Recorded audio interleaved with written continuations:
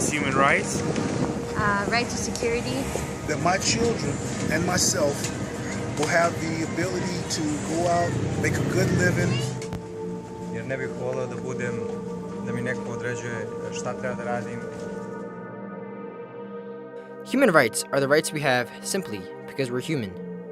The freedom of expression, the freedom of religion, the right to education, and the right to be equally treated. The list continues in the Universal Declaration of Human Rights written by the United Nations in 1948, but it was a long time in coming. Surprisingly, the pioneering of human rights can be credited to a hero far back in ancient history. He was a conqueror who built the largest empire of his era, a revolutionary with humanistic governing philosophy, the first liberator of slaves, and the father of human rights. Cyrus the Great.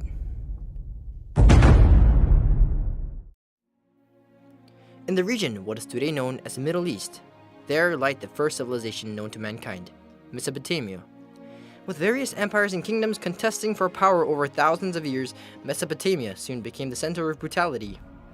After defeating other empires in wars, conquerors would either kill or enslave the conquered, and rule over them with a tight iron fist. It was clear that in this formative period in human history, there were no human rights. Traditionally, however, a hero has always appeared in times of turbulence. Destined to end wartime brutality, Cyrus the Great, the future king of Persia, roared into existence in modern-day Iran, 600 BC. At a very young age, Cyrus astonished the Middle East by successfully leading a coup d'etat against the almighty Median Empire. After conquering the Median Empire in 550 BC, Cyrus rapidly added to his dominion. At its greatest extent, the Persian, or the Achaemenid Empire, Cyrus had created extended to territories of 30 modern-day countries, ranging from Turkey to Pakistan. According to the Guinness World Records, the Persian Empire under Cyrus ruled over nearly half the world's population, marking the first global empire in human history. Cyrus was able to accomplish this because of his military genius and brilliance on the battlefield. His usage of clever military tactics and propaganda ensured his victory over numerous contemporaries in many battles. However, Cyrus's military genius alone is merely the surface of his true qualities as a ruler. What truly forged Cyrus's success in creating the world's first global empire was not only his victories on the battlefield, but also his effective governance of the massive Persian Empire and his humanistic governing philosophy. Being the world's first global empire, Cyrus's massive dominion required a governing system like never before. To maintain such an extensive empire, Cyrus needed an effective way to lead a multi-religious and multi-ethnic group of people. He achieved this by creating the world's first federal government.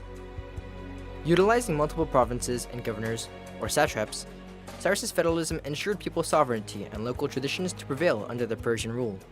Now, beneath him, you had the division of the empire into satrapies. These were basically provinces, each of which was under the governance of an imperial satrap. This was a very efficient way of governing an empire. This system of satraps was later adopted by the Macedonian Kingdom and the Roman Republic. And according to the Human Development Index, nearly all modern-day countries have federal republics, similar to that of Cyrus. This effective government system was combined with Cyrus's respect for humans to create the most prosperous empire of the classical era. While Cyrus could have simply subjugated his citizens like previous emperors, instead he respected and preserved the cultural traditions of his people and guaranteed liberty for all. These efforts of Cyrus allowed for extensive cultural interactions between various ethnicities within the empire, culminating in a unique culture which is clearly reflected on the distinct products of art and architecture from the Persian Empire. Under the grand leadership of Cyrus, the Persian Empire prospered for 30 years and survived for centuries even after his death in 530 BC. Despite Cyrus's death more than 2 millennia ago, the legacies he left during his reign is still evident in the modern era. Among these numerous legacies, the most notable and significant are his emancipation of Jews from the Babylonian captivity and his first charter of human rights. 587 BC was a terrible and devastating year in Jewish history. The Jewish sanctuary, Jerusalem, was conquered and completely destroyed by Nebuchadnezzar, the king of the Neo-Babylonian Empire. The very existence of the Jewish people's culture and religion was at stake. he destroyed Jerusalem as the main capital city, which included, of course, the temple and the royal palace. And we know from archaeological work that the destruction was very major and significant. It wasn't until 538 BC, when Cyrus the Great conquered the Neo-Babylonian Empire, that the 70-year Babylonian captivity formally ended. Upon his conquest of Babylon, Cyrus generally gave the Jews permission to return to their homeland, Jerusalem, and declared that people now had the freedom to choose their religion. Adding on, Cyrus even funded the reconstruction of Jewish temples and idols that perished under the Babylonians. This religious tolerance and generosity towards the Jews was astonishing, considering Cyrus was not Jewish, but Zoroastrian. As a result of such deeds, Cyrus is praised unconditionally in the Hebrew Bible. In total, the name of Cyrus is referred to 23 times as the Messiah, the Lord's Anointed, and the Shepherd of God. Cyrus's recurring name in the Bible clearly depicts how much the Jews respected Cyrus as their liberator and their savior. By liberating the Jews from the Babylonian captivity, Cyrus successfully preserved a major religion. And because of his efforts, 15 million Jews around the world today are able to freely celebrate their religion. Having conquered Babylon, he will at once let all the peoples that the Babylonians, Nebuchadnezzar and Belshazzar, have captured and enslaved go free.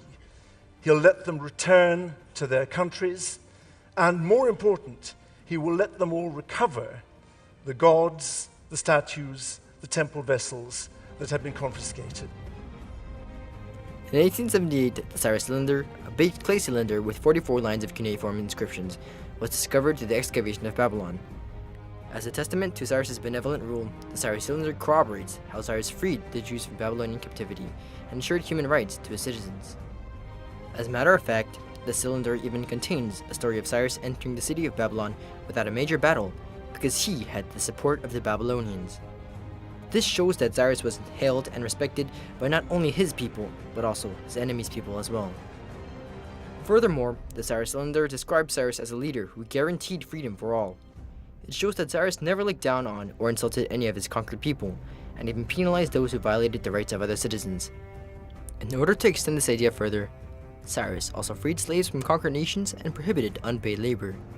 Because of such unprecedented deeds, Cyrus was highly praised by his contemporaries.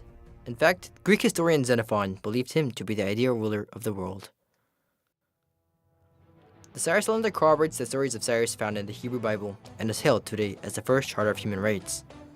Because of the large significance the Cyrus cylinder holds even today, the inscriptions on the cylinder are translated to all official United Nations languages, while a replica of the cylinder is kept at the United Nations headquarters in New York. Also, October 29th, the day Cyrus entered the city of Babylon, is celebrated worldwide as the Cyrus Human Rights Day. Furthermore, the Cyrus cylinder provides a sense of pride and nationalism for Iranians around the world as a reminder of their Persian legacy of tolerance. The Magna Carta, the United States Constitution, and even the Universal Declaration of Human Rights are all documents based on the very ideas of the Cyrus cylinder. The primitive form of human rights found in the cylinder is a major legacy of Cyrus and left a resounding mark on history for thousands of years after its construction. And thanks to Cyrus's efforts, developed nations around the world can enjoy the sovereignty and human rights that they have today, except for one little problem.